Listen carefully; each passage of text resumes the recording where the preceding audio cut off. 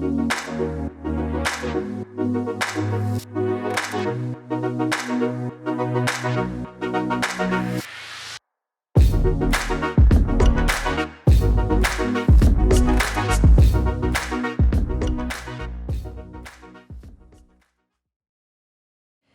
hello. Thank you for joining us. We're just about to get started, so I am really excited to be introducing Clothier from Stantec. I'm going to be giving a keynote, so welcome, Corey. Thank you, thank you. That's a great applause. Thank you. I can see it down here, but oh, there it is. Great. Okay, thank you. I'm going to talk really loud. I might do a little song and dance for the next couple minutes, see if we can attract some crowds, get them in here, bring in the snacks from the green room. That works. Okay, today I'm going to talk about autonomous vehicles. Autonomous vehicles is what I do. I'm an autonomous vehicle guy. I have been for the last 13 years. And I am tired of guessing about how to properly and safely deploy autonomous vehicles. So we've created a methodology with Stantec and with my team, Generation AV, and that's what we're going to talk about. So we're going to be hard-hitting, we're going to be direct, and we're going to get it done. So we see articles all the time, we see opinions all the time. I thought this was really interesting. Hopefully I'm not the only one that thinks this is interesting, but I keep seeing articles about robots and autonomous vehicles, because an autonomous vehicle is really just a robot.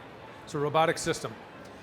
And what I think is really interesting is people in other industries keep talking about autonomous vehicles when they're talking about robotics. And we have an American kind of theme around robots is that they tend to be evil, or they have the potential to be evil. And I don't really believe that. I mean, these are machines that are programmed by us, and they can be managed by us, and it all should be safe. And we're doing this for efficiency, and primarily we're doing it for safety. But as you look at these different headlines, I'm always just intrigued by these. And what I think is also kind of interesting is, like, look at this architecture and design, friend or foe, human or robot. This article is really about robots taking construction jobs in CNCs and things like that, of how robots are building houses and on construction sites. But everybody has an opinion about autonomous cars, even the writer of this article, when they're really trying to talk about architecture. So when we talk about opinions, I have an opinion. The robotic vehicles are coming. They're absolutely coming. And the time is now for preparation. So they're on the way. We all see the articles. We all see the news. So it's time for us as transportation professionals and as builders and leaders to make sure we prepare properly. So this creates some questions. So I've got a few burning questions that hopefully they can help us move from uninformed opinion to informed opinion to hopefully to actually data-enforced facts. So what are robotic vehicles or autonomous vehicles? Are they really coming? If so, when? Do we have to prepare for them, or can they just show up on their own? And if we do have to prepare, who has to do it and how do we do it? So we'll get right into it. So just a little quick background so you know who's talking to you. I'm with Stantec. Stantec is a global leading consulting firm, civil engineering firm. We've got sectors in all infrastructure, water, buildings, et cetera. So pretty well-known company. Most of you probably know who Stantec is. We are a subset of the infrastructure group, subset of the transportation group, subset of our smarter mobility group is where our Generation AV sits. And we are all about autonomy. We've got a team of about 13 hard-charging, amazing, world-class professionals, and we are fully dedicated to autonomous vehicle planning and deployment. So me, personally, I've been on this journey for about 13 years. I started with the Department of Defense, way on the far left of this timeline here, and did some of the first pilots in the US on military bases.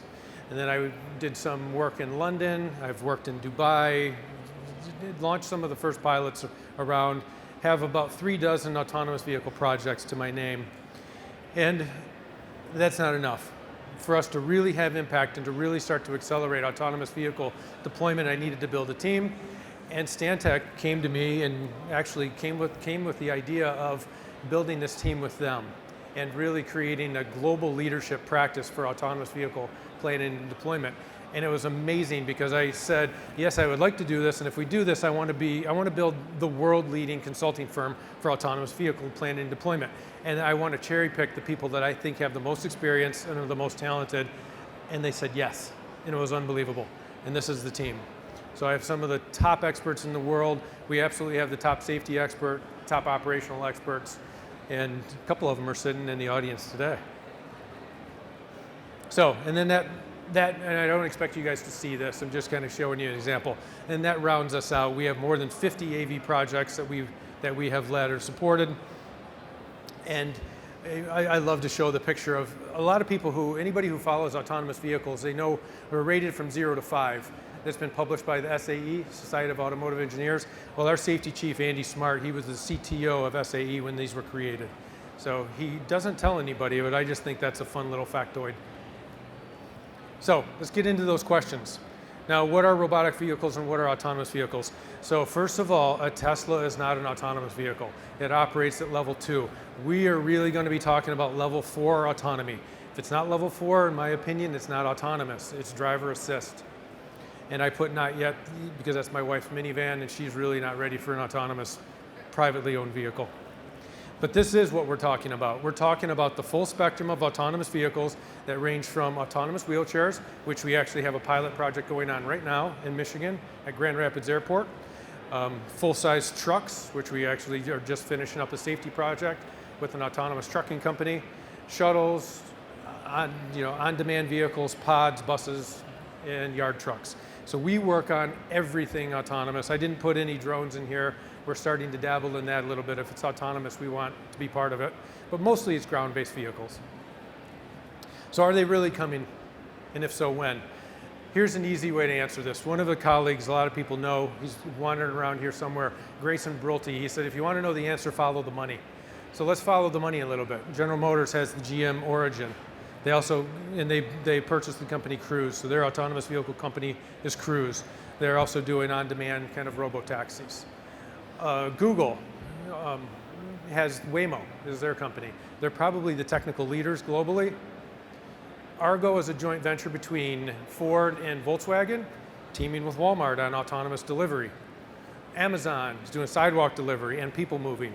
ZF bought the company to get there. They're actually being manufactured here in Orlando area, not here in Florida, so to say.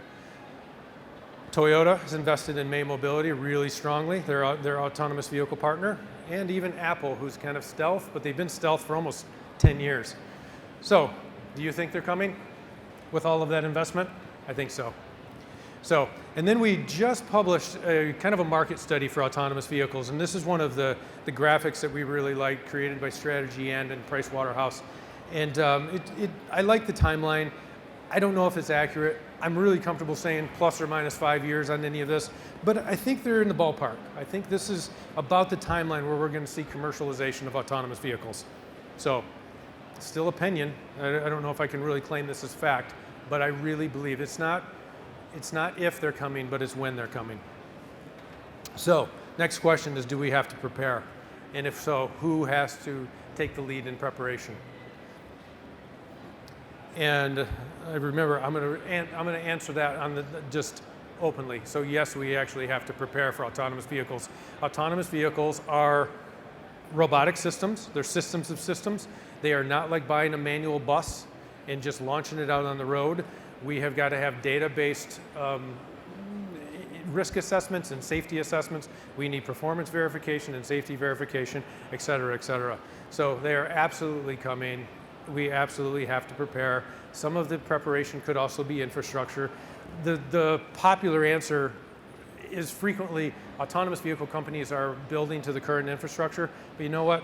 We can build the infrastructure to help enable safety and efficiency, so we do even have to prepare some infrastructure. And infrastructure could be as simple as signage and road markings and digital infrastructure, but we do have to help. So that kind of gets us into the how. So just a quick few tips here. The time is now. If you are starting to think of autonomous vehicles at all, you need to start the planning process now. And we have a methodology for that. And some of the things when we talk to clients about where to start with autonomous vehicles is we do a lot of kind of bringing the reality to the application. So some people say, hey, I really like that shuttle. Like Beep has the Locomotors Ollie shuttle. I kind of skimmed over that, but I actually created the Locomotors Ollie. I was the lead for their autonomous vehicle program, and I built that vehicle, the prototype. But they'll say, that's really cute, I want that. And I want it to go down the road, and it's 45 miles per hour road, and can it work? Well, no, that thing goes about 12 miles an hour. It's not gonna work, it's not gonna be safe. So we do a lot of kind of restructuring the conversation and reassessing and doing essentially a technology readiness, an application readiness, proper feasibility studies. Does it seem like I'm talking fast? Because I am. Got 5 more minutes. And I want to give you guys as much information as I can to really share with you the process here. So also when we're thinking about AVs, we really want to use a proven methodology for planning and deployment. So that's where I'll go to next. We created this AV deployment playbook. That Rockstar team that I showed you earlier of about a dozen people and 50 projects, we all came together and we created a playbook of what have we learned. I mean, we learned on the job. We did some things right, we did some things wrong, and that all goes into our playbook. And then of course, then we put the Stantec brains behind it and helped us with methodology and process, and we created our autonomous vehicle playbook. And this is how we do all of our planning and processes. So you can see this, the major ones. I didn't blow all of them out with all of the bullet points or all of the subsections, but you get the point, right? It's a proven methodology. And this is really what I wanted to hit home on, because the most important thing I'm talking about today is safety. So we're going to get in the weeds a little bit about autonomous vehicle safety, and what I want you guys to think about is if you're thinking about autonomous vehicle deployment, the old methodologies for transportation assessment, feasibility studies, risk assessments, they are not going to be good enough for autonomous vehicles. So we've been partnering and we've been creating tools that can work with autonomous vehicles, and this is one of them, is our ODD risk assessment, our environmental and route assessment tool is operating and powered by a company called D-Risk. They're a UK-based company, and they have the largest library of edge cases. So if anybody doesn't know what an edge case is in terms of autonomy, it's those hard to solve problems. It's those jaywalkers wearing a chicken costume walking at twilight that the autonomous vehicle might not know how to handle. These guys have millions and millions of edge cases in their library. And what we're able to do with these edge cases is we take real-time data, we take archive data from traffic accidents and insurance data and things like that. But then we also take traffic camera data and we build out this robust database of all of these edge cases, and we can plot risk on the actual route. We can do operational mitigation, and then we can actually train the autonomous vehicle to the edge cases they're going to see in that environment. So I know that's kind of in the weeds, but if you just think about, we are defining every problem an autonomous vehicle is going to see on this route, and we're giving this data to the autonomous vehicle company to help them train. That's probably the simplest way to say it. Very, very powerful. So, and what that does is it gives us pretty close to 100% coverage of providing the events that these autonomous vehicles are going to see. So it's pretty wild. The second bullet point says it was designed by, partially designed by NASA engineers, and that's true. They have to think, if you think about NASA putting a robot on another planet, think of all the contingencies they have to think of. Think of all those edge cases. Everything's an edge case pretty much when a robot is on Mars. So we're using a very, very similar tool. And then we also have a holistic safety assessment. And I want this slide to be sexier, but you know what? I guess safety doesn't have to be sexy. It just has to be. And we are really, really proud of our holistic safety assessment. What we have is functional safety, cybersecurity, and operational safety wrapped into this package. And we've got some really, really great partners in Aon, the insurance company, one of the largest insurance brokers in the world, and then KVA, which is a UL-based company, that they handle our functional safety. So, and then some other tools. This is really cool. We're evaluating this tool right now.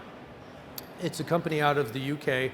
They make autonomous vehicle pods, and they've been doing pilots at airports, moving cargo and luggage. with their autonomous vehicles. Well, they do a digital twin of an airport, and then they provide a report back that has a business case analysis it shows and a safety analysis. So it will show you where the best places are to deploy autonomous vehicles in an airport. So I'm really excited about this tool. Again, we have this deployed and in evaluation at an airport in Michigan. So just, again, data-driven. No more guessing, no more paper. You know, we're not going out there with a clipboard and doing our risk assessment and feasibility studies. We need data because these are robots. And then we have this really cool tool also we're evaluating. We've done a couple pilots with them. It's called Street Scope. And this is, now imagine your autonomous vehicle is deployed. We did the risk assessment, we did the safety assessment, now they're on the roads. How do we know these robots are actually acting the way we want them to act? That's one of the things Street Scope can do for us. They can do a lot of things, but that's one of the things that's really unique to them, is they can make sure that the vehicles, the autonomous vehicles are performing exactly as programmed. Again, data, and it's real time. And this is what we're doing it all for, is we want this to be our future, and this to be our future. And I'm 29 seconds over my time. So, thank you.